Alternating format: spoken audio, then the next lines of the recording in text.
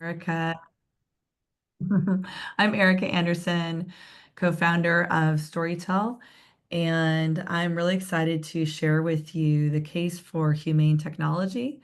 So thank you so much for joining our webinar. This is something we really care about at Storytell. In fact, I'm going to take you through how we have scored Storytell with regards to humane technology. So I have a brand new framework to be sharing with you. But I think, before we go to the solution space, we have to be in the problem space together. And that is why I'm hosting this webinar about the case for humane technology. So, like, what is this and why does it matter? You might notice I've got a little husky voice. It is not a um, continuous condition. I just got off a cold. So, so anyway, that's that's my little comment on that. But something that I'd love to do is I'd love to know, where are you joining from? So where in the world are you joining from? Um, and three things. What is it you'd like to get out of this? And what's a magical experience that you've had with technology? Because I want to be really clear. This is all coming from a place of embracing technology. We will only have more tech. It'll only be more immersive. And there's some beautiful ways, many beautiful ways that we use tech, and lots of really challenging ones. And really moving the needle from like, oh, and that's all my fault as the user, to like, well, let's have awareness and agency as users of technology. And as builders of technology, let's take responsibility for what we're building. Um, oh my goodness, Mojave Desert. Yes. Please. So, Verena, thank you for joining us. Jacob, great to have you here. I know there's more folks as well. Just a FYI, when you are dropping anything in chat, encouraging you to send the chat to everyone as opposed to just hosts and panelists, so that everyone can connect with you if you drop your LinkedIn in, or anything else. But yeah, would love to know magical experiences with technology. So for me, honestly, working with Anthropic's Claude 3.7 Sonnet model, but even previous models. Ah, got it. You can only talk to hosts and panelists. Thanks for letting me know, Verena. Um, and I'll just share what I'm seeing. So we've got Verena or Verena joining from Mojave Desert, and we've got Faizan joining from Karachi, Pakistan. We've got Jacob in LA. And as I see where other folks are joining from, I will pass that on. I will share that with you. Um, but yeah, in terms of magical experiences with technology, I mean, for sure, the first time I used ChatGPT back when it was the DaVinci Model 2 in the playground, and just like making a poem about a worm and a bat. I was just like, what? you know. And I do use Anthropic's models a lot to honestly like support my writing. So I'll get two-thirds of the way through and I'm like, hey, how should I finish this? And something that said, I used to um, work in literary publishing in New York. Um, I was that all books fail at the two-thirds point. So that's not true 100% of the time, but it is incredible to experience um, my work getting like filled in with pattern recognition and like, oh yeah, I would want to say that. And totally cool, Jacob. Resist thinking of technology as magic. So we may talk about that in a bit. We may not. Um, I've got a lot here. So there's like a buffet to choose from as we go on the path.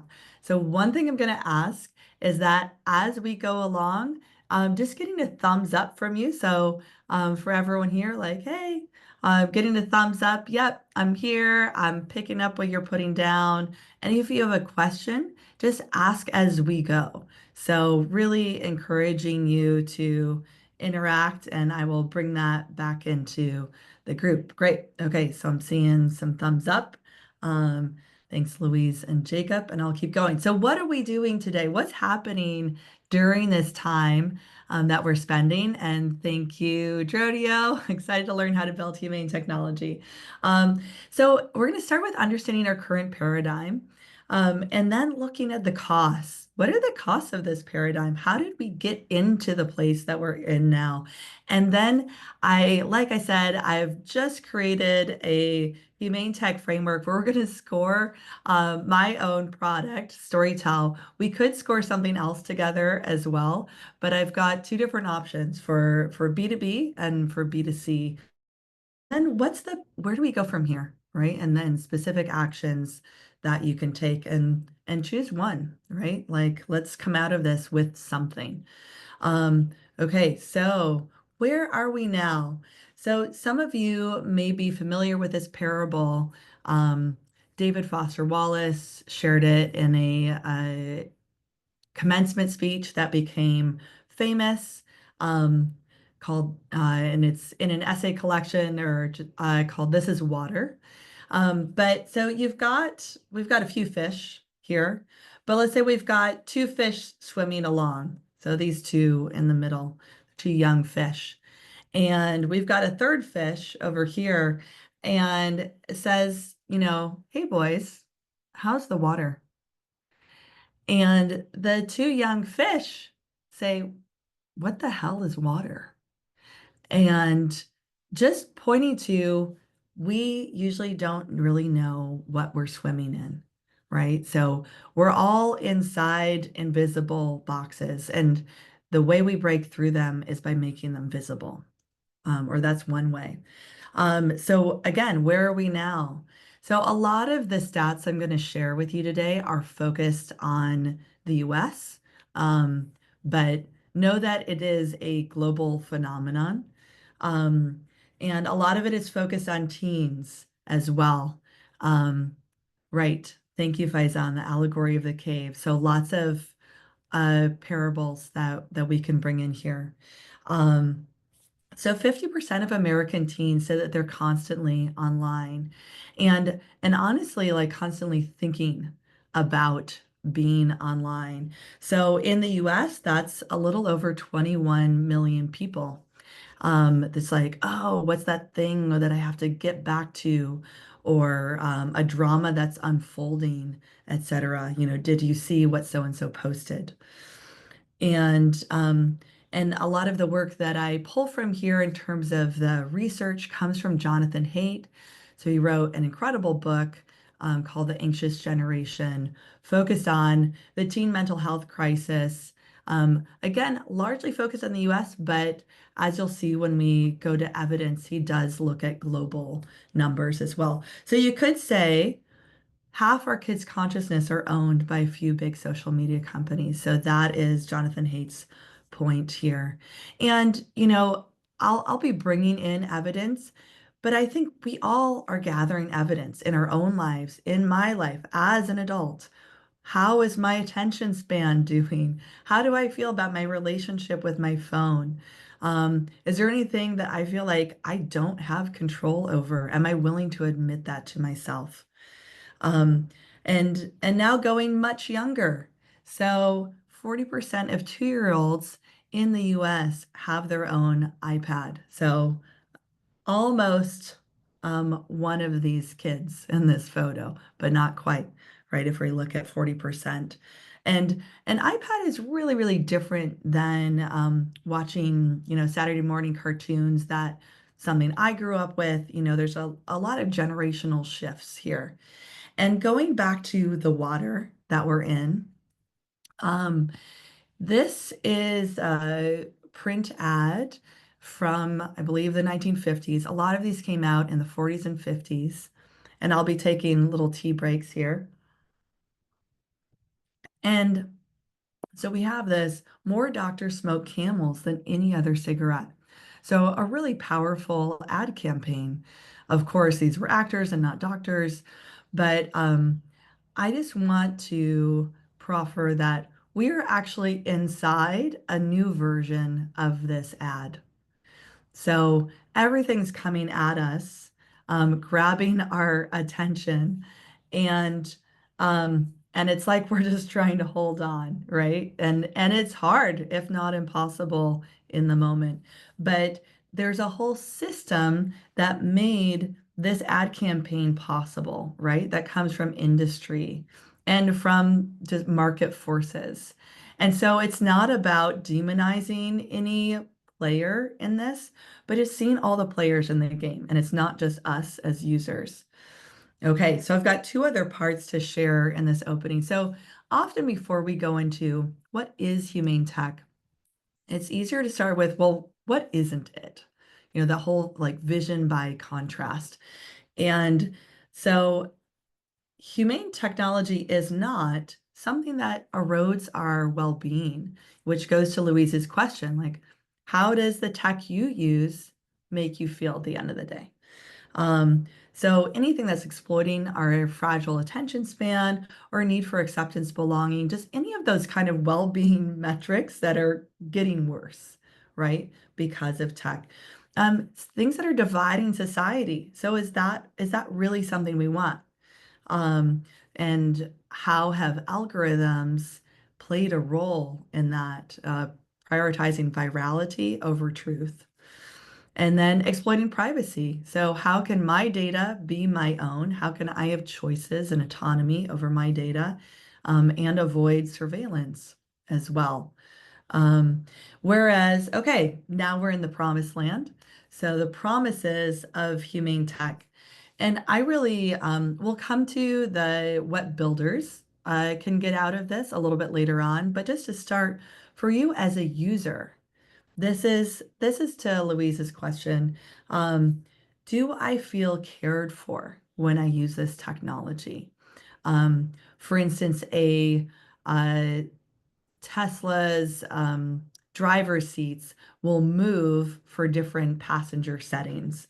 Um, does this technology make me feel more present and body and mind, or do I feel less present? So like which is it? It's one of the two. Do I feel more fulfilled? Did I get what I needed? Do I feel satisfied? Did I get a good outcome here?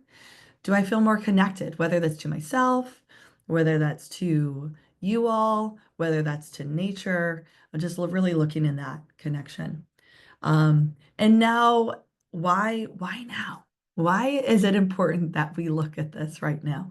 Um, well, we have a lot of understandings um, on the impact of social media, or there's initial evidence, right? Because that's really come out in the last 15 years, and hit and been available to teens. And so that isn't right now, that's not going away, right? There are some changes afoot. But we're in this wave of AI, right? And there's only going to be more AI. Um, Smartphones, we're going to move into this XR world of virtual reality and open augmented reality. Um, so technology is where we live, right? This is our environment. And we're starting to see a lot of the harms. And so we're going to get into that, which means we're at this inflection point. Um, and so, what do I mean by inflection point? I just want us to be on the same page here. So, this is SIP right here is the strategic inflection point. So, different things could happen. So, we could say we're here. There's for sure better graphs, right? But just want to get this idea across. So, um, if we do not meet the challenge that is before us, what will befall future generations? What will befall our youth, right? And let's come back here versus, okay, at this inflection point, things could really improve if we start to make the right choices from many standpoints as users, as builders, as regulators.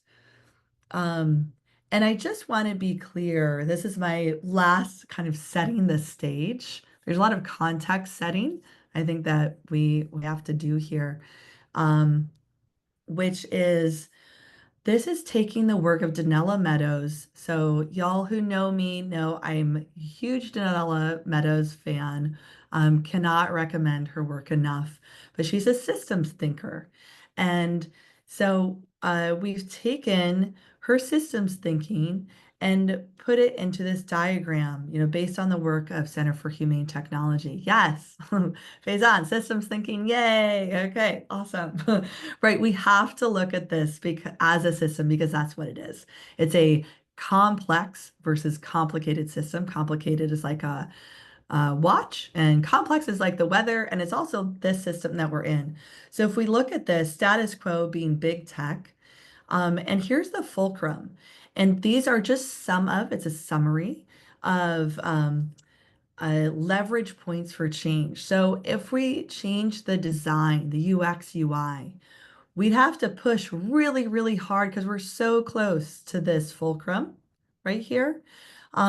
Whereas internal governance, the further we get away from the fulcrum, we don't have to push as hard, right? So, for instance, changing the culture and going back to paradigm, making a paradigm shift is free, right? It's probably going to take a lot of actions. We're going to have to push on all of these levers. Um, but this is where things happen really fast. And we're going to look at where that's happening, for instance, with phone bans in high schools across the US. That is happening some internationally, like in Australia as well. Okay, so we made it through all of the context setting. And so I'd love to know how we're doing. So if I can get some thumbs up, like, yes, I'm here, or if you have a question, drop that in. And then, um, Louise, can you share Faizan's Substack as well? Um, so that everyone has access to it. And Faizan, I see you sharing.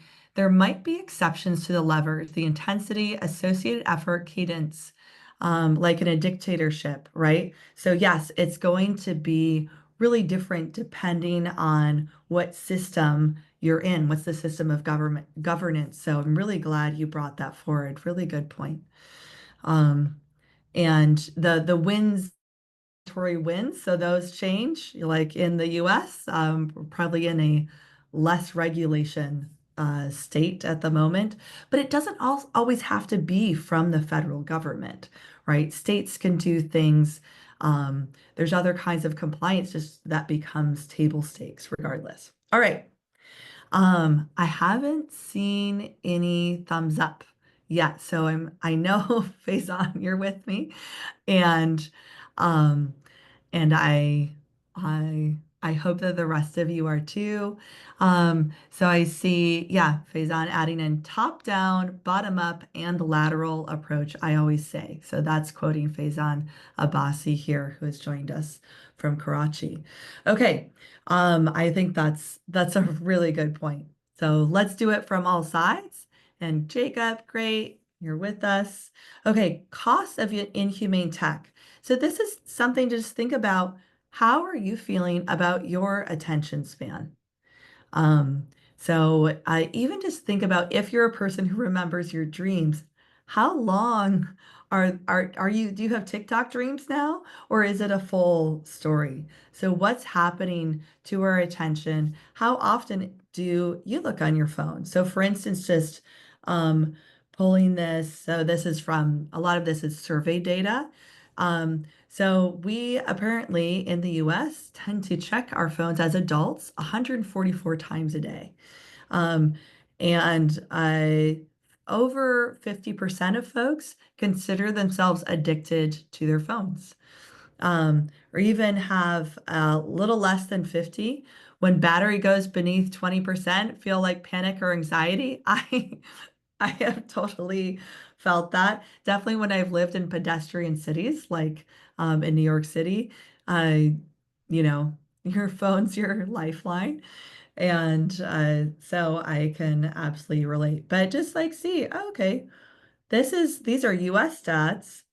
Do I resonate with this? What if this is true for me? What's not true?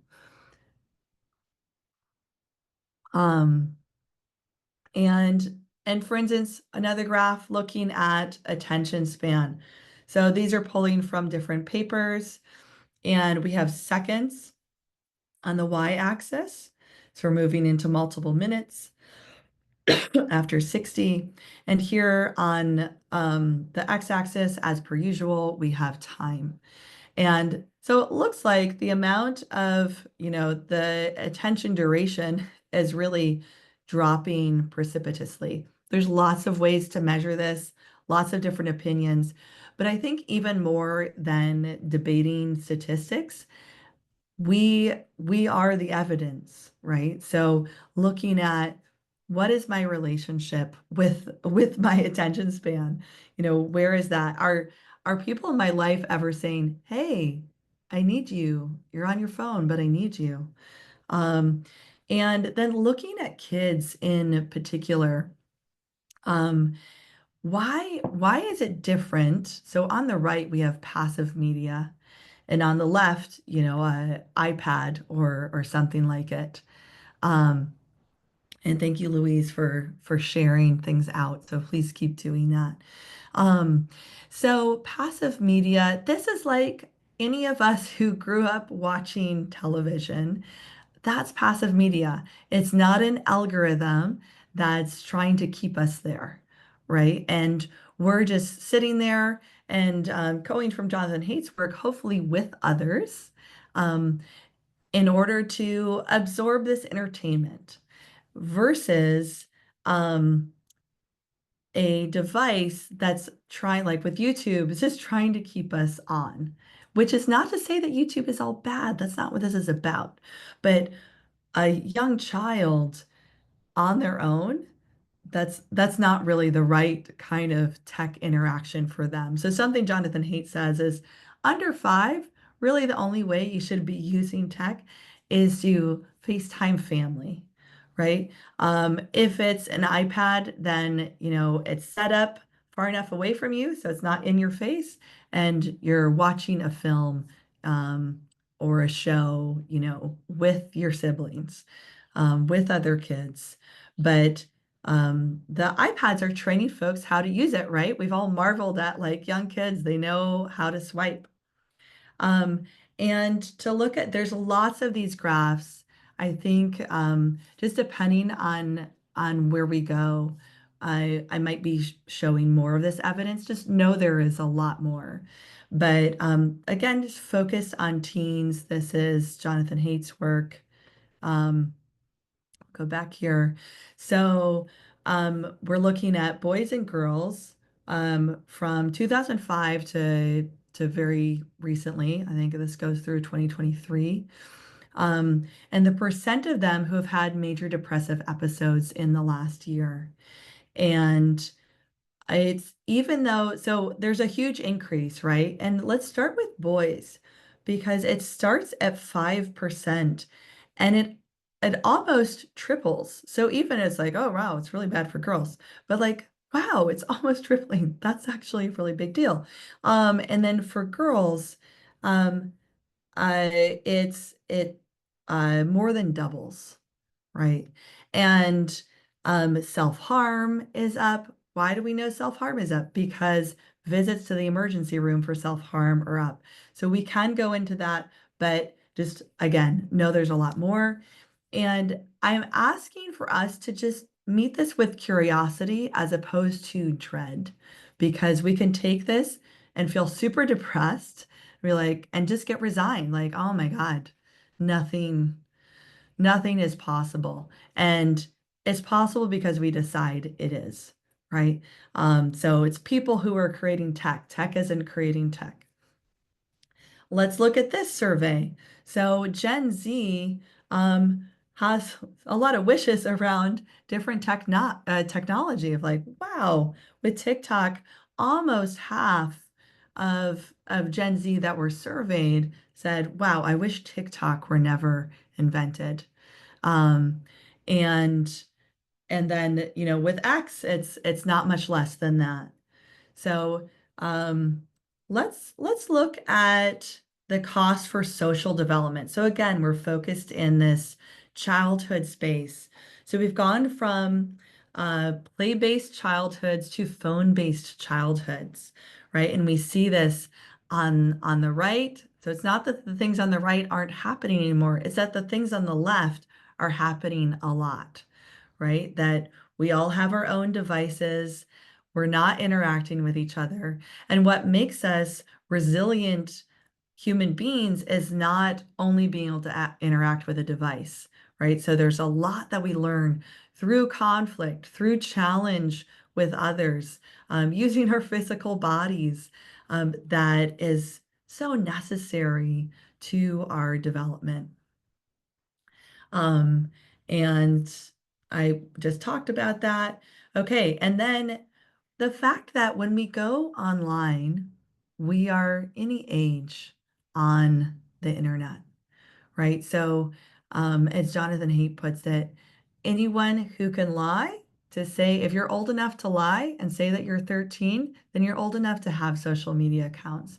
So 8-year-olds are creating Instagram accounts, um, and and those filters are creating, unrealistic beauty standards, among other things. Just what does it mean for you, whatever age you are, to be putting selfies out into the world and essentially maybe not hear anything back, maybe not get the response you want, or you do get the response you want.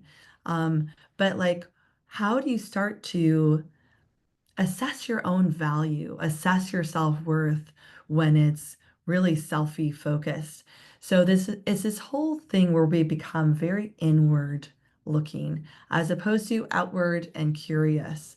Where it's just like, oh my God, my whole consciousness is focused on my face and making sure I have the right face. Um, there's more around this, yeah, prestige without achievement. So there's moral frameworks embedded um, into the stories that we grow up on. And if we're growing up on TikTok, we're actually losing that. Whether it's TikTok or what comes after TikTok, etc. But it's just this feel like lots of fragments. And it's not that there's not good stories there, but any sense of ethics of right and wrong can really be lost. Okay. All right. And Faizan, I love everything you're sharing. So Louise, just keep sharing it out. So, looking for thumbs up again. So do you have, are you with me? Are you here? Are you above water? Um, do you have questions? But yeah, please share. Um, your thumbs up emojis. I'm starting to see those come through. And of course, with reactions on Zoom, we got fireworks. Okay. So we're going to focus largely on childhood. Okay, Verena, great to see you. Um, Chasing childhood. So like I said, we've gone from this play-based to phone-based. So what happened? Why did we do that? Well, definitely in the US in the 80s and which is when I was growing up, there was a lot of fear around getting kidnapped, around like there's all these corroborated not corroborated actually, fictional stories of like child abuse and daycare centers, with that where super young kids were given lots of leading questions, which is not how you interview someone to find out what's going on. Kids just want to please. Um, and things about, video games and devil worship. So there was just like all this um, fear bloat, you could say. And we got very prescriptive about how kids spend their time in the real world. So it's like, nope, stay in the home. You don't get to just roam the streets. I'm not going to assume that other kids will take care of you in the neighborhood or that other parents will step in. I'm just going to assume everyone is a threat. And so at the same time, we start to have this always available attainment, so entertainment rather. So boredom becomes less of a thing. And I think boredom can actually be really productive, right? Because once you're bored, it's like, oh, ideas can come in. Um, and so whether it's Nickelodeon or all these PlayStations, you're still in that time of the 80s and 90s. You're playing with a friend who's sitting next to you or watching with your siblings. Um, but as we move into the smartphone revolution, things really change. So we have way too much vigilance in the real world and not enough online. It's just a free for all. And um, okay, so now we're going to go into business model. And pretty soon here, I want to move into I would say in the next like 10 minutes, we're going to move into the kind of meat, the activity here, where I'm going to share um, something no one has seen before because I created it yesterday, which is a way of rating a product according to humane principles. Okay, so let's be really clear and let's again think. I'm actually gonna move back to Danella Meadows' framework here. So business model, right? So that is one of the levers to pull. If the business model doesn't change, nothing really changes. So, for instance, business models that are focused on ad revenue, right? It's all about engagement metrics. I need you to spend as much time as possible on this app. It needs to be as sticky as possible. I will do whatever it takes, right? No matter the cost. And that's how we ended up where we are. We didn't have to choose that model. Facebook could have chosen a different model. It still could. Um, but within that model, you are kind of trapped. So there's that Charlie Munger quote, show me the incentives and I'll show you the outcome. Well, the business model is the incentives, um, which lead us to collect a lot of data.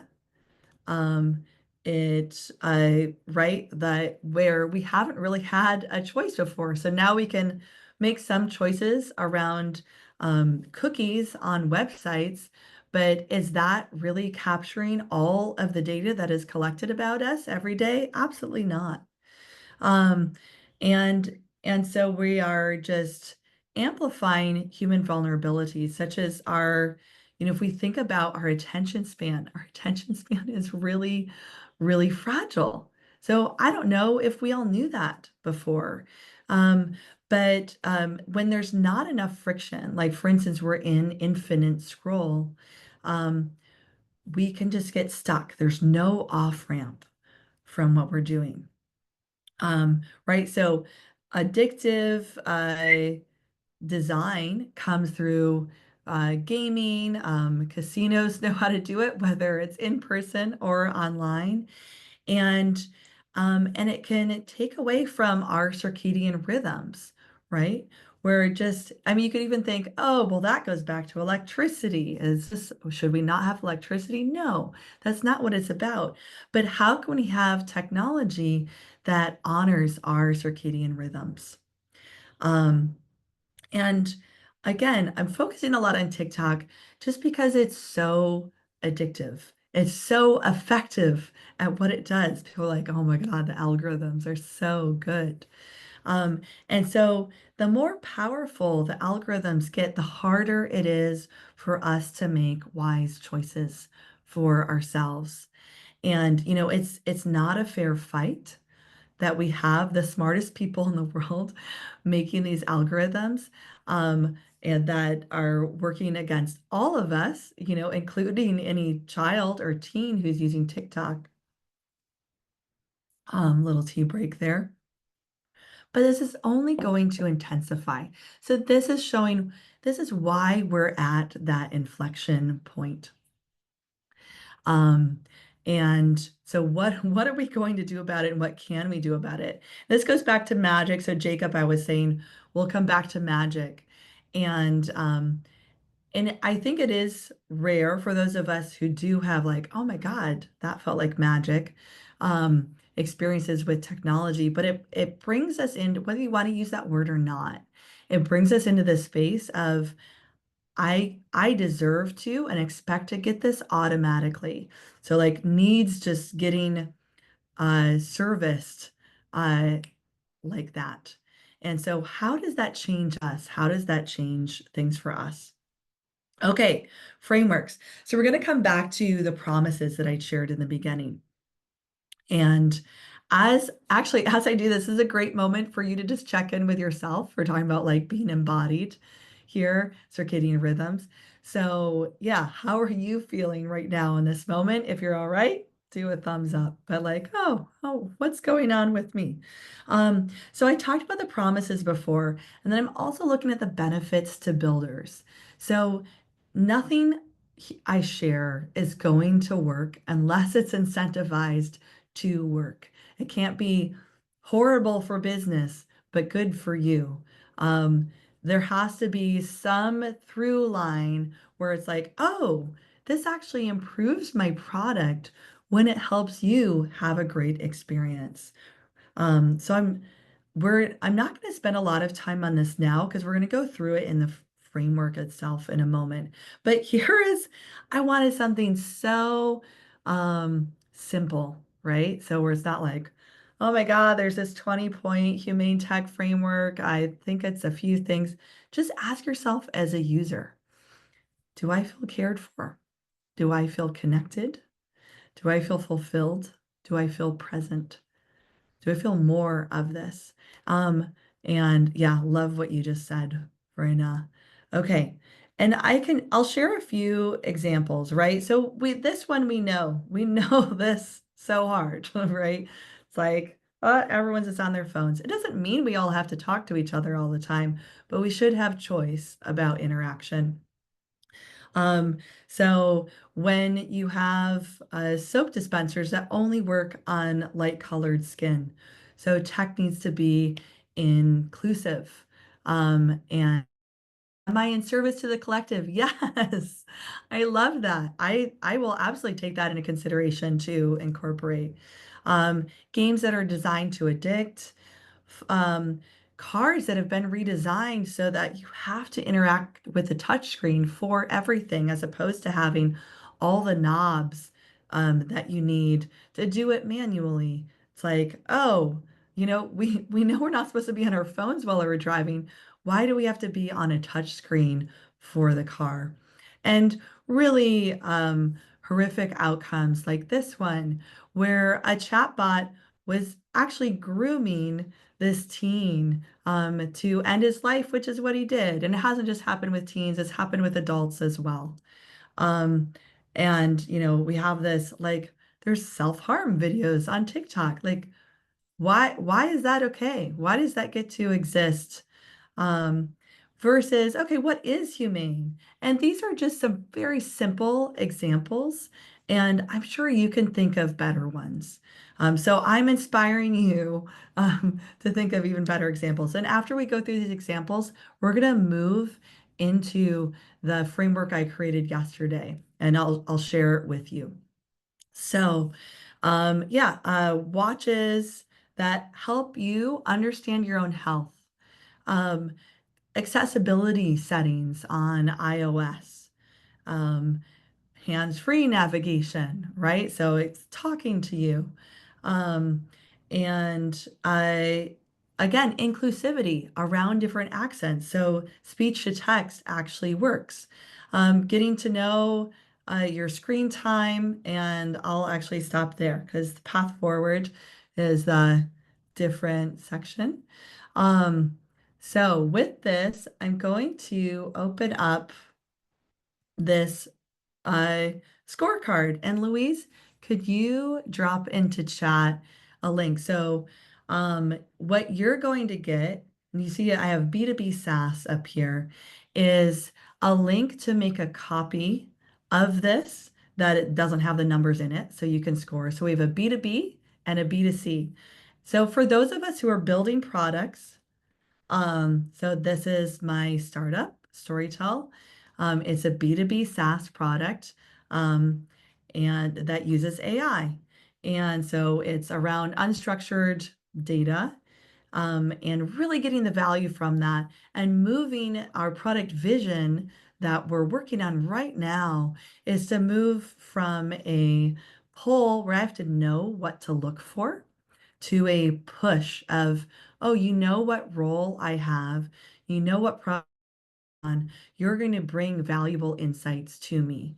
So that's Storytell. Louise, you can drop a link to that in chat. I'm not going to go into it deeply, but you can basically think of, perplexity, informational chatbots. To guide you here. So I'm going to take this out. So you're the first people to see this. So I've broken up into 4 tabs. Um, Cared for. So what are some aspects of cared for? Well, let's look at privacy. Does it have clear, accessible privacy policies with user controls? Um, are notifications batched, etc.? So, or are there constant anxiety producing notifications? Is there upfront pricing with no hidden fees, etc.? So you can see here's the humane approach, here's the inhumane approach, here's the key difference between the two. And now for the scoring. And with the scoring, it's going to be different on your copy. So if you'll put in a 0 if it does not apply. So I'm actually going to say notifications doesn't, in this case, hopefully this will work, doesn't apply. No. Okay. So we're just going to say it applies then. But your formula lets you use zeros. Um, and this is how I have scored Storytell in terms of how cared for do you feel when you interact with it. Since we let you work with all of the frontier models, and those are black box algorithms. And so that's why I put a 1 out of 4. So a 1 is hell no. 2 is soft no, a 3 is soft yes, and a 4 is hell yes. Um, and then we've got, possible out of the total here. I'm just going to pause because some great things are happening in chat. So thank you, Drodio, for sharing the dyslexic friendly setting. This is around, inclusivity. And right. So thank you as well, Jacob, for sharing that research. So, right, are we doing bait and switch and hidden costs, etc.? So just think of when like boxes have been ticked that you didn't want ticked. You're like, what? That was hard to find. That was hard to see. Okay, being present. Let's see. Let's go to fulfilled. So how are we experiencing success? And this is going to be different with B2B versus B2C. Um, and thank you so much for joining, Shahab. Um, but right, so let's see, clear metrics tied to business outcomes versus vanity metrics focused on system usage. So here I did soft yes, and this is why. Um, because our metrics with like, okay, did someone get value out of their response is, did they copy this response, right? So it's we don't have a lot of metrics for that right now. Did they keep chatting? What was the sentiment of the prompts that they shared? So that's why. And for instance, I'll go to connected. So this connection, all right, work-life integration. So features supporting healthy boundaries versus always connected design, encouraging overwork. Well, here's the thing, we don't have that. That's not part of, it's a web application. Um, and so that's why I did a soft yes here, but there's nothing specifically that are about boundaries. So that's why it's not a hell yes. And Jacob, to your question, so is inhumane designed in relation to the end user experience? That is A great question. So that is how I've defined it here. It's not the full picture though. So I'll just proffer this. There's no, I have not seen to date, I'm not going to say there's no way to do it, but to date, I have yet to see a framework that encompasses everything. I want that framework. So I want to move in that direction. I'm going to bring up donut economics. So I think what would be great would be to have something, I'm just going to go right to the image here, that encompasses this image. So, so we have, and this is the work by Kate Rayworth. She calls herself a renegade economist. So we have the safe and just space for humanity in here. And when there's a shortfall, we've failed somewhere in the social foundation. So maybe there's not peace and justice or enough political voice. Goes back to what Faison, you shared around like the governance, like what kind of government we have. Is it democracy? Is it a dictatorship? Is going to affect this, or overshooting the ecological ceiling? Um, so we're failing when we go here, and we have air pollution, and we're failing when we have a shortfall. So overshoot or shortfall. So I endeavor to include aspects of this in a humane framework. And Faizan, great question. So what didn't I include and why?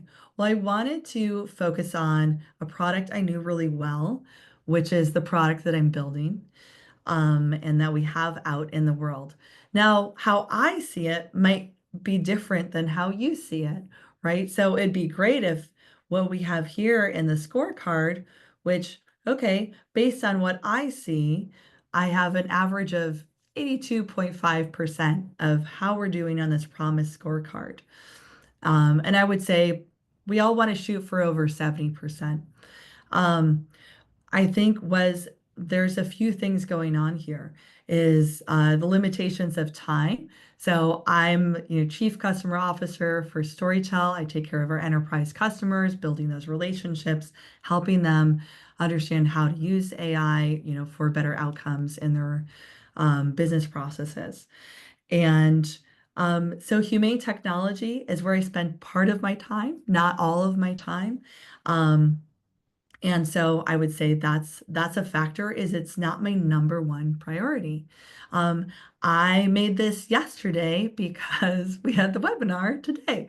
So this was a forcing function to have something like, let's have something to work with. So there's the startup mentality, start by starting. Um, and I will bring this up. So we have Post Growth Institute.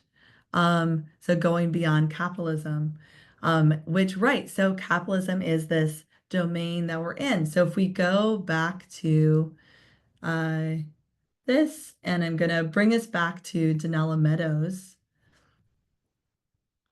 One thing to think about is the economic goal. And inside capitalism, uh, we have profit as one of these goals. And so, right, what are other systems that could work? I will just side note, I was born on a commune called the Farm, and it went all the way in on communism. And it in that particular instance of communism, it really failed to motivate people to work. So the doing for all versus I will get some personal benefit from this was a real challenge that I'm not saying it can't be solved, it just wasn't solved in that instance. So for sure, capitalism is not the only way. It does happen to be the system that we're in. Um, so what I would love is if y'all, make a copy of these frameworks. And I can assure you, this is not perfect. It is not perfect by any means. Um, it is just a starting point. And so what can we improve? What can we make better? How can we come back together? So speaking of coming back together, Um, let's go to the path forward. I'm diving, that's like the activity, and now jumping back in. So these norms come from Jonathan Haidt. So just focused on um, how to have a play-based childhood in a phone-based world. I'm going to do a sip of tea. So this is what Jonathan Haidt recommends. And people are doing this through collective action, coming together to say, hey, we're going to keep um, our kids off smartphones. How about you do it too, right? And then the kids don't have a like, well, all my friends get to do this and I don't, right? So you can have collective action. No social media accounts before 16. Our prefrontal cortex is really growing through our 20s, but there's a real change that happens at 16, where it's like, okay, at 16, I can make the choice to share all of my data and my consciousness with big tech. But before 16, I probably don't have all the resources I need in order to make that choice. Um, Phone-free schools. I'm sure y'all have heard about the phone bans that are happening. We'll look at where that's happening in a moment.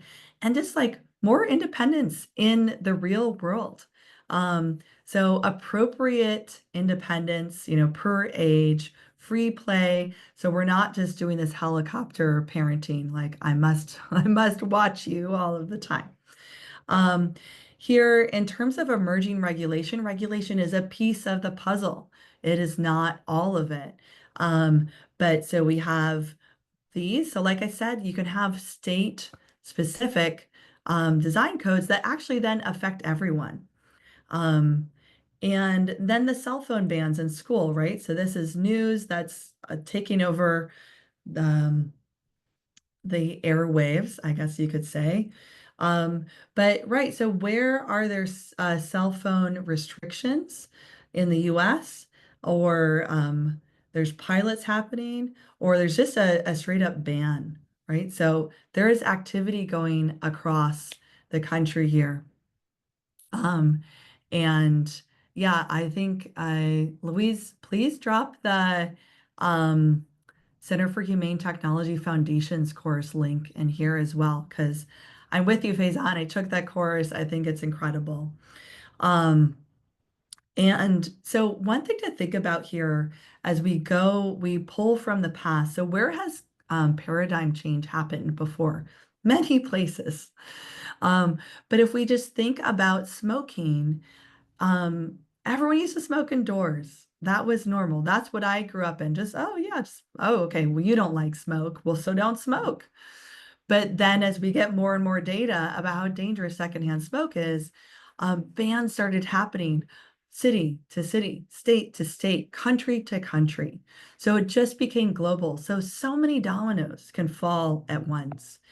And it's not just about phone bans, but also about like Australia is really looking at age verification.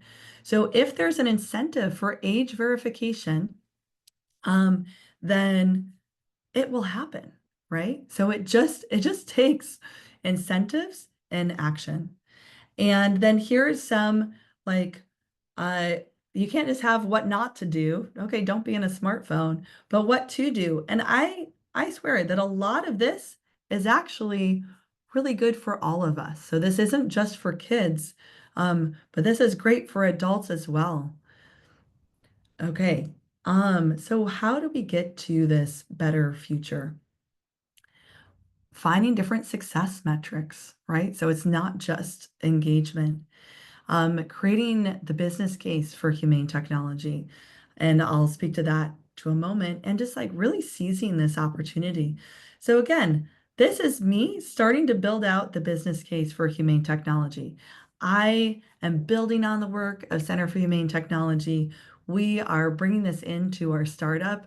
I run monthly meetups here in the Bay. Um, there's many actors in this space working with a lot of different under a lot of different headers of like responsible tech, tech for good, etc. But really start to think about what can you do so that we move from this place of impossible to done, right? Because it seems impossible until it is done. Um, and Um, yes. So Faizan, I completely agree with you. The problem will get worse, and that's why we're at this point. So as we have companion bots that are way more addictive than someone commenting on social media. Companion bots don't need to sleep. This only becomes more urgent, right? So this only be more immersive. So here are different actions that you could take, and there's actions outside of this as well, but just ones that I know of and ones that I'm supporting and making happen from my corner of the world. And we can all do something. And I'm guessing we all are, those of us who are on this webinar. If you are ever in the Bay Area, um, join a Humane Tech meetup. So we've gone through the 8 modules of the foundations course and prototyped, and now we're moving into a builders cohort. So folks who are building with Humane Tech features, um, they're getting feedback. They're demoing their work and getting feedback. Or if you want a training with me, so I've done trainings with OpenAI, with IDEO, setting up a training with the UN, and also working on one for Google's Gemini team. So, just how can we bring this into tech, big and small? And this is something everyone can do. So, y'all can join our Slack community. We're just starting to build it out. And um, yeah, I think it really just depends on you. What is it that is meaningful to you? Um, and questions. Yeah, I would love to see questions. I realized I forgot about the thumbs up. I was doing that for a bit and then I stopped. But yeah, which important question we should have asked but haven't as participants? I love that. I'm going to ponder on it for a minute. And also for those of you who are participants, um, what questions do you have? Um, I think for me, I don't know if it's a question for me, maybe it's a question for each of us to ask of like, what tech do I use the most in my day-to-day life? How do I feel about that tech? And I'll go back to this slide. Um, just going back to this, and I'm going to add your question in here around the collective. So I'm just going to scroll back through to make sure that I am really asking what you asked of like something else to incorporate here. Am I in service to the collective as well? Um, and I think Jacob, you also shared around that with the collective of, when like Uber wasn't thinking about the collective, the magic contributing to the erasure um, of the collective or exploitation that gives some people a magical experience and others it exploits. So I think this is the thing I'd really like us to walk away with is and adding in the collective, how am I contributing to the collective? When we're interacting with tech, and for sure it goes beyond the end user experience. I just see this as a starting point to really understand where am I in my relationship vis-a-vis technology. Um, yeah. So thank you so much for joining. I'll stay on for a few minutes if there's any other thoughts or questions. Um, Jacob, Faizan, Verena, really love everything that you shared. I'm going to check out Screen Time Network. And I think we all should do that. And awesome that a couple of you have taken the same courses. That's great. Um, so thank you again. Really appreciate you being here as we build out the case for humane technology and a path forward. Appreciate you all and would love to hop on calls to just get to know each one of you a little better and what's your passion about with humane technology. So I will just drop a calendar link in here and then I will reach out over email. Um, yes, and after presentation, I agree. I'm happy to stay on actually. And Verena's asking if we can be in contact with one another. So Faison, Jacob, yep, sounds good. Makes sense, Faison. But yeah, I will also ask Verena. With everyone who joined. If they're up for that, and if so, I will put you in contact with each other. Um, Wonderful. And thank you so much. Thank you all for joining. Super meaningful to have this conversation together, even if I was the only one talking, but I know that you participated, through chat. Okay. All right, y'all, we are going to end it here, and I look forward to connecting after this webinar. All right, thanks again.